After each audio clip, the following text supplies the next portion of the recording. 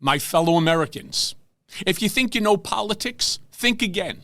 I'm Michael Cohen, and every week on When You Know, we're pulling back the curtain on power, politics, media, and the people making headlines. On my new WABC radio show, you'll hear conversations from names that you know. People like Jerry Falwell Jr., Anthony Scaramucci, Alan Dershowitz, and many, many more.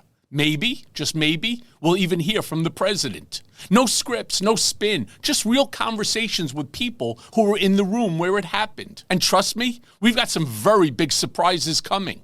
Look, I've spent years at the center of politics, controversy, and power. I know the players, I know the stories, and now I'm bringing you inside. When You Know, Sundays at 5 p.m. on WABC Radio, and When You Know Unleashed, wherever you get your podcasts. Because with me, you never know who's going to show up.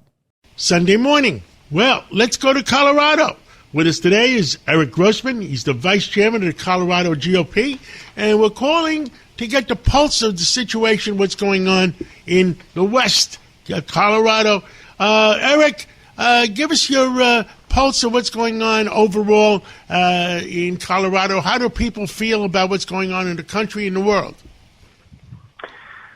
Well, the enemy's on the march, and we're on defense and trying to recruit others to get back on offense.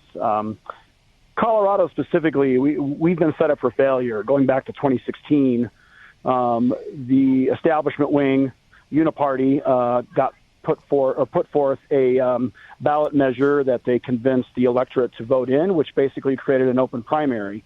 And what that did was it made party apparatuses irrelevant. The Democrat Party and the Republican Party now have to kowtow and placate to unaffiliated voters, and they now are the majority voting bloc and hold all the power. So during primary season, an unaffiliated voter will get mailed a Republican and a Democrat ballot, and they get to choose which one they return.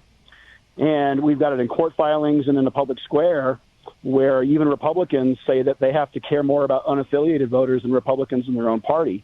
And so what that has essentially done is made the party so weak that you see what happened with the socialist candidate getting elected in Colorado, much like what you all are experiencing in New York. It has opened the door for unaffiliated voters to delve into a party apparatus that they should have no business participating in. It'd be no different than, asking the Washington Redskins to pick the New York Giants quarterback or the New York Giants coach.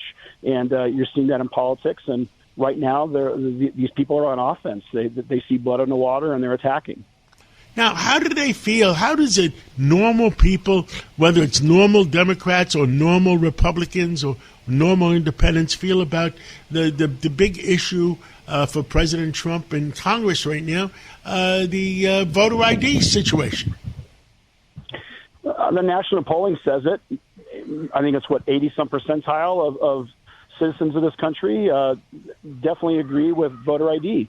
But there's a reason why it's being fought so hard, because of the chicanery and shenanigans behind the scenes and the power that those votes give them. It opens the door to cheating. And as the president has said, there's only one reason you don't want voter ID, and it's because you want to cheat. And the cheating is rampant. And it's the one reason why the majority of the electorate can't seem to get over the hump. And I think it's gotten to a point now where a lot of the unaffiliated voters, I think, and independents are getting so disenfranchised with the mess in government, but they're not educated enough politically to understand that they're being played for fools. And there's a reason why these things keep happening. It's because the game is rigged. Understood. Now, what are the big races in Colorado that the American people should know about right now? Well, we got an evenly split congressional delegation. Obviously, the president and we all would like to see the Republicans stay. But even, unfortunately, some of the Republicans are a little weak. And, I go back to the great Rush Limbaugh used to talk about it, where you campaign one way, and then once you get into office, you suffer the establishment virus. And what he used to talk about was people want to be liked by the media.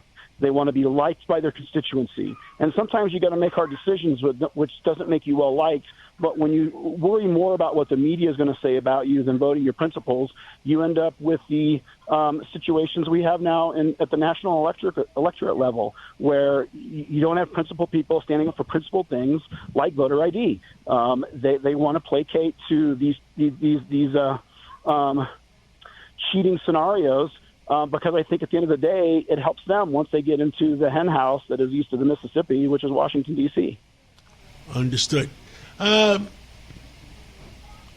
Which is the major race that you're worried about or feel good about? One of each. Probably the governor's race is tight.